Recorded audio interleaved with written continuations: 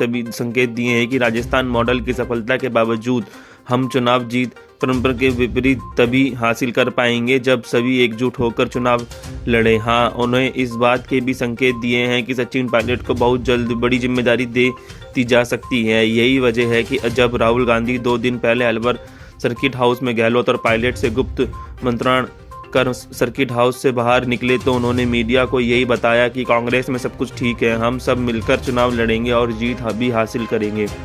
साथ ही इस बात का भी जिक्र किया अशोक गहलोत का कार्यालय अच्छा रहा है। अहम सवाल ये है कि इसके क्या राजस्थान कांग्रेस में जारी गुटबाजी थम जाएगी या पहले ही की तरह गुटबाजी जारी रहेगी? क्या एक बार फिर सचिन पायलट पहले की तरह समझौता कर लेंगे? दूसरा पहलू ये भी है कि क्या गहलोत और पायलट को कथित गद्दार कहने के वाले पार्टी के युवा नेता और भावी सीएम पद के दावेदार को वो सम्मान और हक दे पाएंगे जिसकी वजह से राजस्थान कांग्रेस में रार मची है? रंधावा का संदेश भी माखन वाला।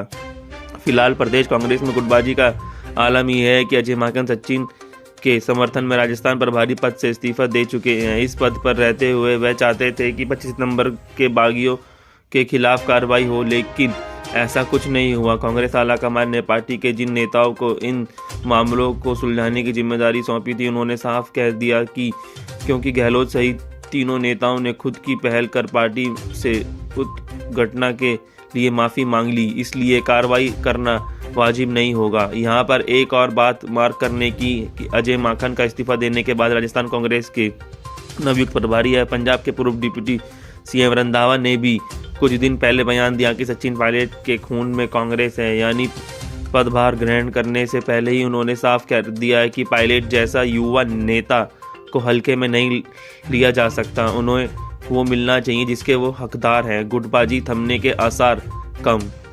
ऐसे में राहुल गांधी के प्रयासों के बावजूद पार्टी में गुटबाजी थमने के आसार कम है। ऐसा इसलिए कि राजस्थान में अशोक गहलोत का पार्टी विधायकों पर पकड़ और वहां की राजनीति में उनकी दखल की आप एक झटके में उपेक्षा नहीं कर सकते हैं। संबद्ध पार्टी आलाकमान को भी इस बात का एहसास है कि मल्लिकार्जुन खड़गे का कांग्रेस का राष्ट्रीय अध्यक्ष बनने के बाद तो ऐसा होने की उम्मीद भी कम है कि ऐसा इसलिए कि जब कांग्रेस के राष्ट्रीय अध्यक्ष पद का चुनाव हो रहा था तो उस समय राजस्थान में विवाद चरम पर होने के बावजूद गहलोत ने शशि थरूर के बदले मल्लिकार्जुन खड़गे का खुलकर समर्थन किया था। उसका लाभ अब राजस्थान में गहलोत को मिल भी रहा है। अजय माकन का इस्तीफा और 25 सितंबर के बागियों के खिलाफ कार्रवाई से पार्टी आलाकमान का इनकार उसी का नतीजा है। डोटासरा खचरिया आवाज दे रहे हैं समीकरण बदलने के संकेत।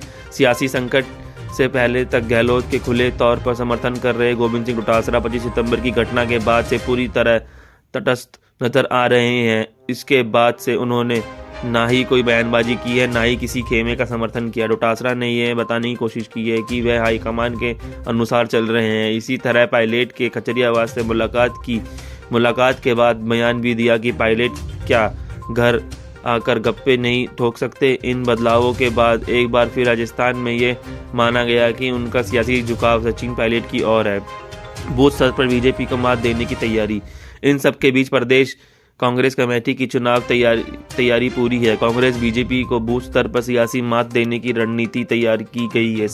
कांग्रेस संगठन में 19 लाख सक्रिय कार्यकर्ता बनाए जा चुके हैं। पार्टी बूथ स्तर पर अध्यक्ष, ब्लॉक अध्यक्ष और मंडल अध्यक्ष से लेकर जिला और संभाग स्तर पर कार्यकारिणी बनाई जा चुकी है। पार्टी बड़ी संख्या में विधायकों के चेहरे बदलने का विचार कर रही है। बता दें कि 4 दिसंबर के बाद से राहुल गांधी भारत जोड़ो यात्रा के तहत राजस्थान के 7 जिलों में दौरा कर रहे हैं। 2 दिन पहले ही वो अलवर पहुंचे हैं। अलवर पहुंचते ही उन्होंने गहलोत और पायलट के साथ खुलकर बातचीत की है। उन्होंने दोनों से साफ शब्दों में कह दिया है कि एक साथ रहने में ही सबकी भलाई है, लेकिन इसका असर कितना होगा ये तो आने वाला वक्त ही बताएगा। इतना तय है कि राहुल की बात मानकर अगर दोनों गुट एक मंच पर दिल से आते हैं तो इसका लाभ कांग्रेस को नवंबर 2023 में प्रस्तावित राजस्थान विधानसभा चुनाव में मिल सकता है। बहुत बहुत धन्यवाद। आरजे टाइम्स को देखने के लिए लाइक सब्सक्राइब जरूर करें।